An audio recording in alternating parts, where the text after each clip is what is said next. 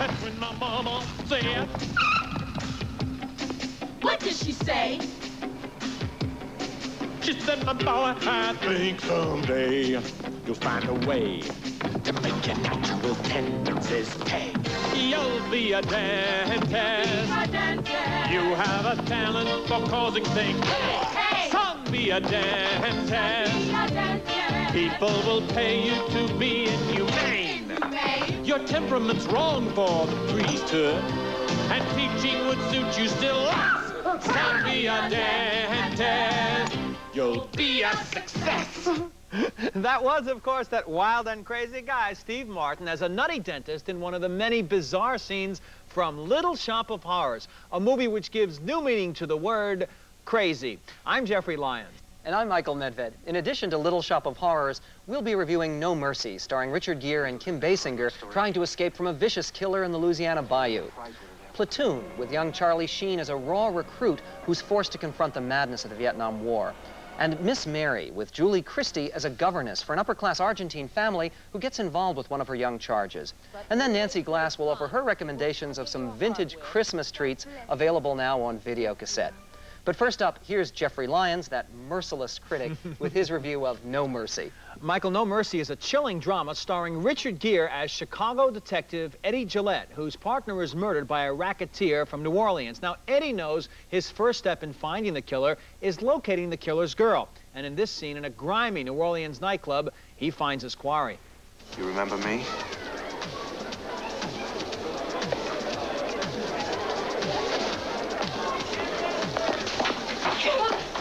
I just read you your rights. You're under arrest, lady. This is what's gonna happen. You and I are gonna walk out of this joint. You're gonna keep your mouth shut. Yeah. Huh? Move.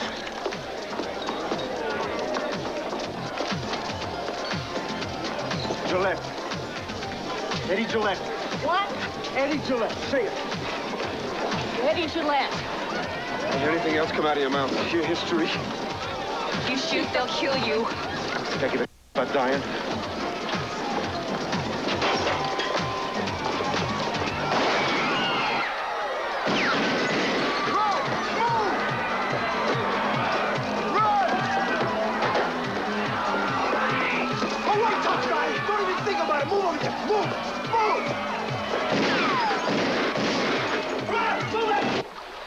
Eddie, with Michelle in tow now, barely makes good his escape, and soon after that, they hide under a dock on the outskirts of town with the killer just a few feet away. Eddie Gillette. Sure, I know your name.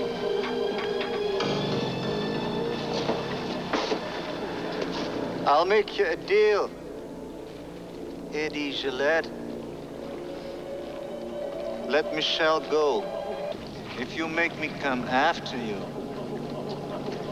you die, for sure. Like an animal, like your friend. I cut him open, Eddie Gillette. Well, Eddie continues to elude the sadistic gangster and his henchmen, and later, after he gets no help from the local cops, Eddie holes up in a deserted hotel awaiting a final showdown. By now, Michelle realizes that she loves Eddie, but here he tells her to flee to safety. Michelle, listen to me. I want you to go.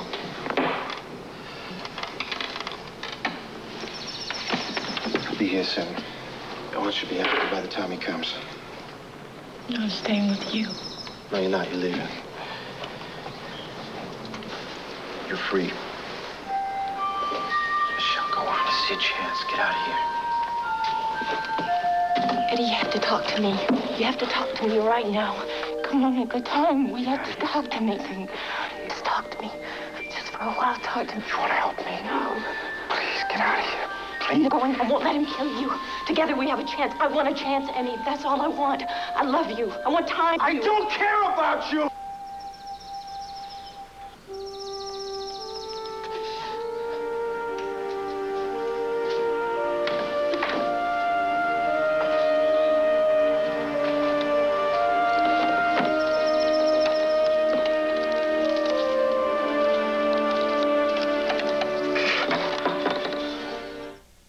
For Richard Gere, No Mercy is his best movie since An Officer and a Gentleman. He is thoroughly believable as a cop out to avenge his buddy's senseless murder and determined to let nothing stand in his way. And he and Kim Basinger are sizzling together.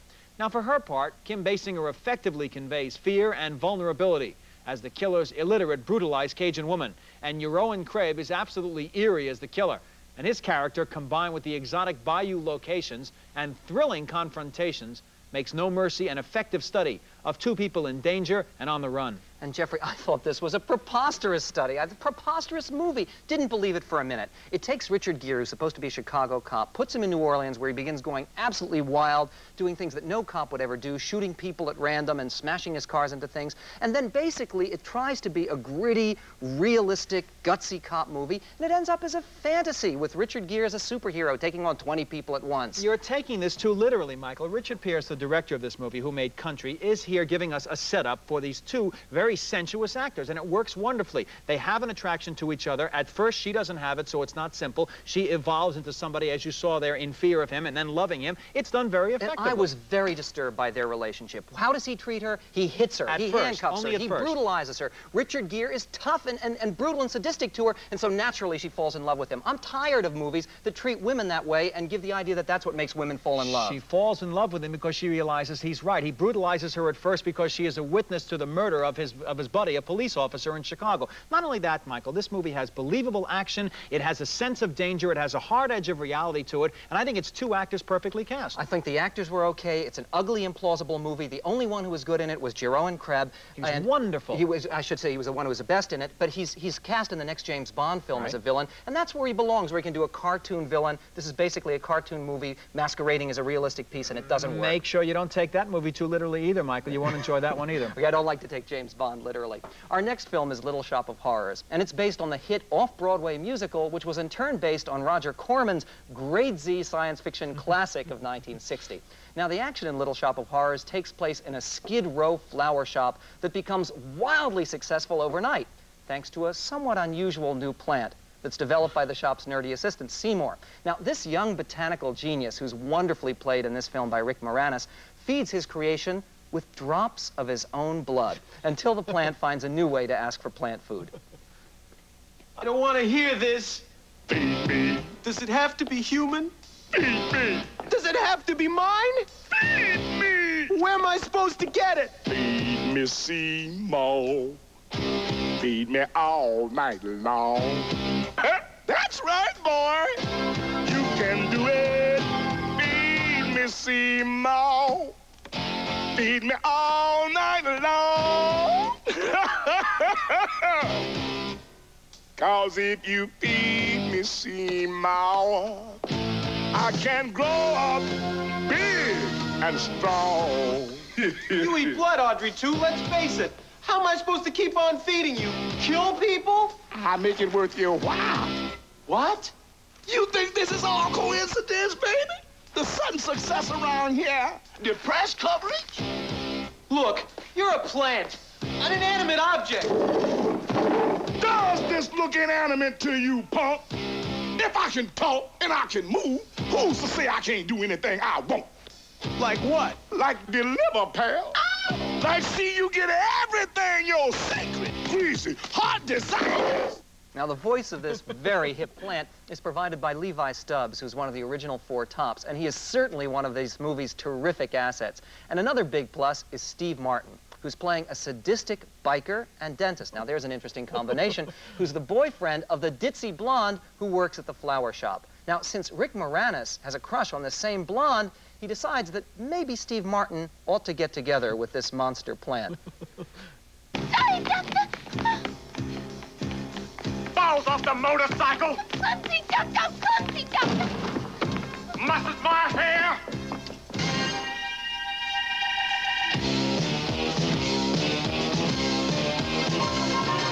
If you want a rationale, it isn't very hard to see. No, no, no. Stop and think it over, pal. The guy sure looks like plant food to me. The guy sure looks like plant food to me. The guy sure looks like plant food to me. He's so nasty, treating her rough. Yeah, smacking her around and always talking so tough. You need blood, and he's got more than enough. I need blood. blood and he's got more than enough. You need blood and he's got more than enough. So go, get it. Seymour follows that advice by making an appointment with that friendly neighborhood dentist, who quickly takes charge of the situation. Stop that wisdom tooth. We'll just rip that little bugger right out of there. What do you think? No, There's always time for dental hygiene, Seymour. You ever seen the results of a neglected mouth? Look, Seymour, this could happen to you. Unless I take immediate action. What's that? The drill. It's rusty. It's an antique. They don't make them like this anymore. Sturdy, heavy, dull. I'm gonna want some gas for this. Oh, thank God. I thought you weren't gonna use any. Oh, the gas isn't for you, Seymour. It's for me. Actually, it's this entire picture that's a gas, and it's the most enjoyable movie musical in a long, long time. The tunes are catchy, and the lyrics are clever, and the songs are presented with such crackling energy that you're going to leave the theater singing. This picture was directed by Frank Oz, who's been Jim Henson's partner on so many Muppets projects, and here he used just the right touch as director, creating bright, bizarre comic book images, but never losing touch with some sympathetic characters. Little Shop of Horrors is irresistible and exhilarating fun, and along with Star Trek IV and Crimes of the Heart, in my opinion, it's definitely one of the movies to see this holiday season. You're right, Michael. Is it just me that you notice Rick Moranis looks like the plant a little bit? Maybe that's a good point. Genius of casting. You mentioned Frank Oz, a director. Now, maybe he's used to working with children on Sesame Street and with the Muppets, people with short attention spans. It's worked here brilliantly. Why? Because if you don't keep the pacing throughout, it'll just become one silly joke. And all through this wonderful movie, he keeps injecting new, bizarre forms of humor. As the plant grows bigger, the laughs get stronger. And the acting is sensational. I mean, not only are the special effects on that plant terrific, but Steve Martin here, who was so disappointing in Three Amigos, which we reviewed last week, here he shows what he can do. This is probably a Best Supporting Actor nomination for Steve Martin. At least. And also Bill Murray makes an appearance in the movie. He plays a pain freak. It's a role created by Jack Nicholson in the original some 25 years ago, and he's very funny. And you know, when you're watching a movie musical, all too often you feel foolish applauding because the actors aren't up there as they are on stage. But in this movie, when you're watching it, you want to applaud because there's kind of a feeling of community in the theater that you're enduring this. Some of the scenes are pretty gross, but it's quite an experience. But it's the feeling of participation. I think you put your finger on it. And one of the reasons that it works so well is these are actors, Ellen Green, who plays the blonde, and Rick Moranis. They did their own singing. It's not dubbed in. There's a feeling of immediacy. The sound quality, a technical aspect of the film, is phenomenally good. And the imagination of the musical numbers. That first number on Skid Row, when all of a sudden you see some of the bums and the alcoholics who are lying in the street picking up their heads and singing as a chorus, you know this is a very different, inventive movie Exactly. musical. It's not the kind of musical that's often transported to the screen from Broadway where everything's bland and sweet and Sound of Music, good as though those are for some audiences. Here, it's more outrageous by the minute. Very few movies are able to get loonier as they go along. This is that special People film. are going to enjoy seeing it more than once. This movie, believe it or not, is going on my best of the year list. Oh, it's a good. very good film. Looks like the plant, doesn't it? Well, our next movie is a realistic war picture called Platoon. Set during the height of the Vietnam conflict in 1967 and 68, it centers around the experiences of a college dropout who's volunteered for combat as an Army foot soldier. Charlie Sheen stars, and in this scene, during his first week over there, he writes to his grandmother back home. His letter has an old but poignant message. Somebody once wrote, hell is the impossibility of reason. That's what this place feels like, hell. I hate it already, and it's only been a week. Some goddamn week, Grandma. The hardest thing I think I've ever done is go on point 3 times this week. I don't even know what I'm doing. A gook could be standing 3 feet in front of me, and I wouldn't know it. I'm so tired. We get up at 5 a.m., hump all day, camp around 4 or 5, dig a foxhole, eat, then put out an all-night ambush or a 3-man listening post in the jungle. It's scary because nobody tells me how to do anything because I'm new. Nobody cares about the new guys. They don't even want to know your name. The unwritten rule is a new guy's life isn't worth as much because he hasn't put his time in yet. And they say if you're going to get killed in the Nam, it's better to get it in the first few weeks. The logic being, you don't suffer that much. If you're lucky, you get to stay in the perimeter at night. And then you pull a 3-hour guard shift. So maybe you sleep 3-4 hours a night, but you don't really sleep.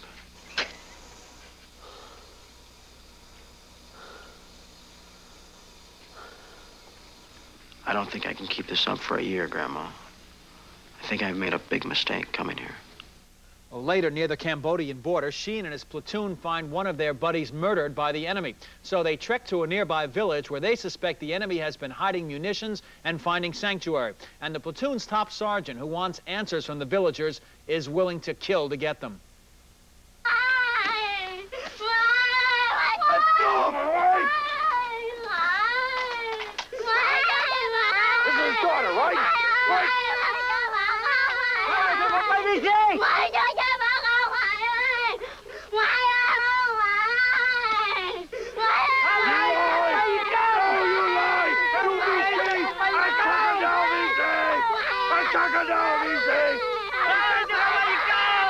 Cockadoo! Barnes! Barnes!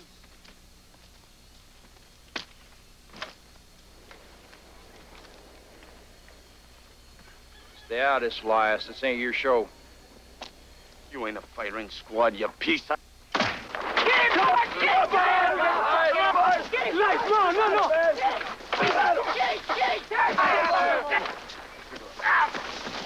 No!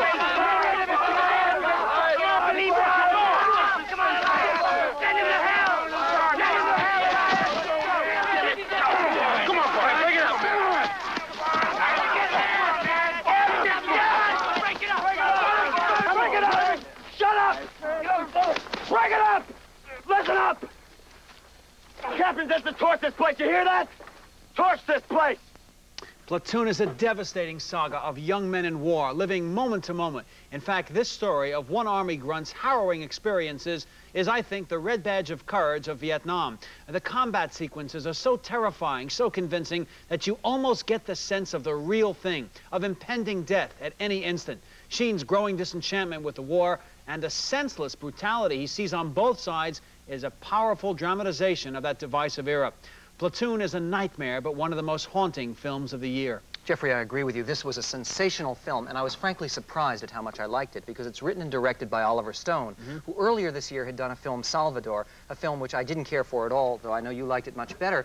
And the reason I like this one so much more is because it's so much more a human film. It's not preachy. It's not a political melodrama. It focuses on the individual human beings very effectively. Perhaps because it's autobiographical. That's what Stone did. He dropped out of college and enlisted as an Army grunt. And you also get the sense of the cheapness of life and also of Sheen, the Stone character, loathing what he's becoming, finding himself able to kill on command, doing things that would have horrified him only 6 or 7 weeks before. But what works so well in the film is the taste, the smell, the sights. The photography is devastatingly good. The music that's used, they use Samuel Barber's Adagio for strings, and they use it beautifully to heighten the tragedy of what's going on in this motion picture. I think there are some flaws in it. It's a little bit melodramatic at points where they do a sort of crucifixion scene with a good guy sergeant in slow motion and he's falling over. But with those reservations aside, it's a tremendous movie. That's a small price to pay for this picture, Michael. You know, this is Sheen's 4th movie this year, and his father, Martin Sheen, was in Apocalypse Now. This one is a much better picture. It doesn't go off on a tangent the way that movie did. I think it's the best movie made about Vietnam to date. I absolutely agree with you. Much better than Apocalypse Now and better than Deer Hunter, precisely because it's so focused on the reality and doesn't try to use Vietnam as a metaphor or a fantasy or something else. Focuses on the war. The life of a grunt was to advance and to kill anybody in his way and to advance and to rest and advance, and that's what goes on in this movie. It's difficult to endure. There are several brutal sequences like that and a lot of wonderfully filmed combat sequences, but I will never look at another war picture again in quite the same way.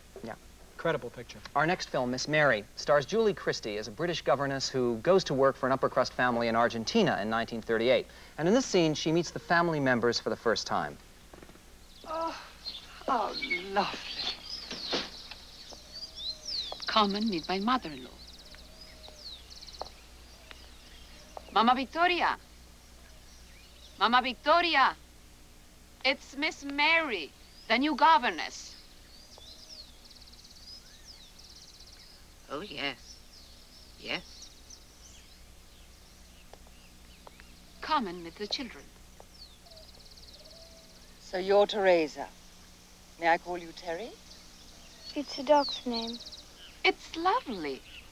That's what we call you in England. But we're not in England. And who are you, may I ask? I'm Isadora Duncan.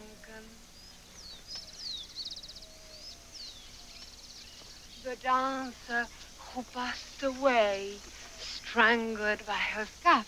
You don't say passed away, Carolina. And why can't I say passed away? Because that's the way the servants talk. Once has died. Hello, I'm Johnny.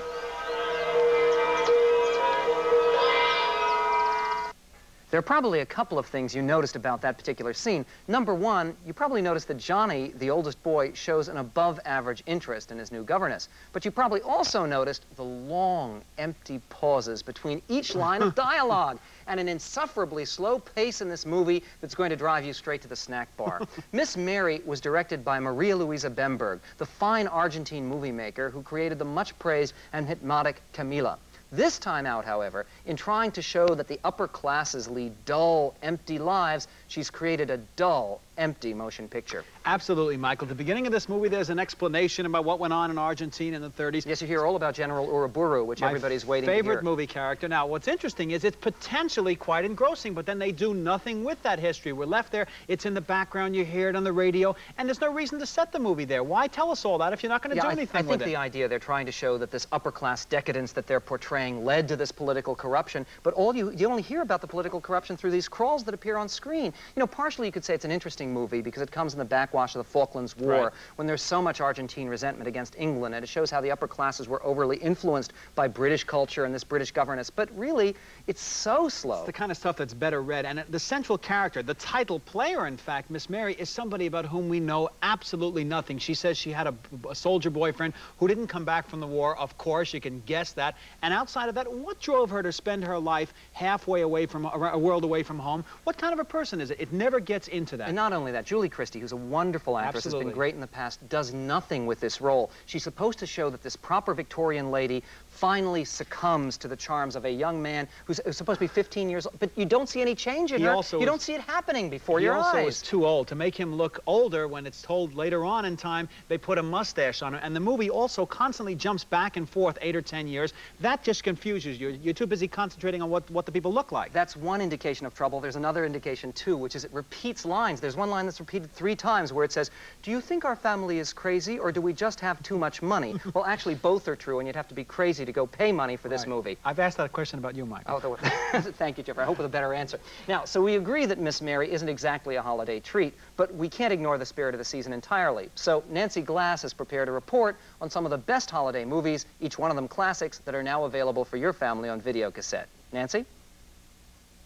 'Twas the week before Christmas at the video store. The kids came and asked for action galore. The man at the counter leaned down and said, "Check out these films for Christmas instead." The original Scrooge was made with real care, a warm-hearted film and great family fare. A vicious old miser is given his due, told do unto others as they would to you. He then learns his lesson and changes his ways, treats strangers like brothers. He doesn't delay. It's poignant, a bit scary, but always great fun. It will tug at your heart with, God blesses everyone. What's that you say? Too old or too sappy? How about some music? Would that make you happy? Let's add some dance by Crosby, Astaire, 2 nightclub hoofers, real devil-may-care. They each fall in love with a girl they adore. Did they know they'd fight for the same girl next door? Now, Crosby retires. Where does he begin? At a barn he turns into, the Holiday Inn. Each season is filled with old-fashioned fun. With songs by Berlin, you'll enjoy every one. What? Holiday songs you tend to dismiss? How could you ignore? I'm dreaming of a white Christmas. You kids are hard sell, but this one should do it. It's a Wonderful Life. It stars Jimmy Stewart. He plays George Bailey, an incredible guy who gives up his dreams so that others may try. He saves all his friends who are down on their luck. When the bank comes up empty, he gives them a buck. His honeymoon night, his plans just go flat. His friends try to help. He tips them his hat. He's loved by the town. He's tops on their list. But poor George just wishes he didn't exist. An angel from heaven who knows of this bind intervenes for our George and changes his mind. He shows George how well he saved friends from strife. It's a fabulous movie. It's a Wonderful Life. So there, kids, you have it. 3 of the best. Go, watch some movies. Give your parents a rest. You'll enjoy these classics. They're all black and white. Happy holiday season, and to all, a good night. Terrific films. And you'll notice, Jeffrey, that she does say they're all in black and white. She is not recommending, nor would we, the colorized versions. Stay away from those. Only Scrooge would like those, Michael. Listen to Nancy. She'll put you in the know, and now it's time to get on with the show. That's the only poem I'll do. Whoa. Summarizing now our opinions on the movies we reviewed this week with no poems involved, we disagree on No Mercy. Michael thought it was overdone and an implausible routine thriller. But I thought it was a brutal, realistic story and a major screen comeback for Richard Gere. But we agreed that Little Shop of Horrors about a carnivorous plant was delightful insanity, one of the most enjoyable movie musicals in years. And we both thought Platoon about the horrors of Vietnam was gripping and convincing, while Miss Mary, with Julie Christie as a British governess in Argentina, is a dull-mannered, indulgent film which goes absolutely nowhere.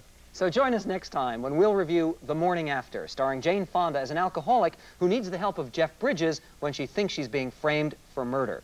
And Brighton Beach Memoirs, Neil Simon's story about a 15-year-old Brooklyn boy on the verge of discovering the opposite sex. So that's it for this week's Sneak Previews. I'm Michael Medved. And I'm Jeffrey Lyons. So until then, don't forget to save us the aisle seats.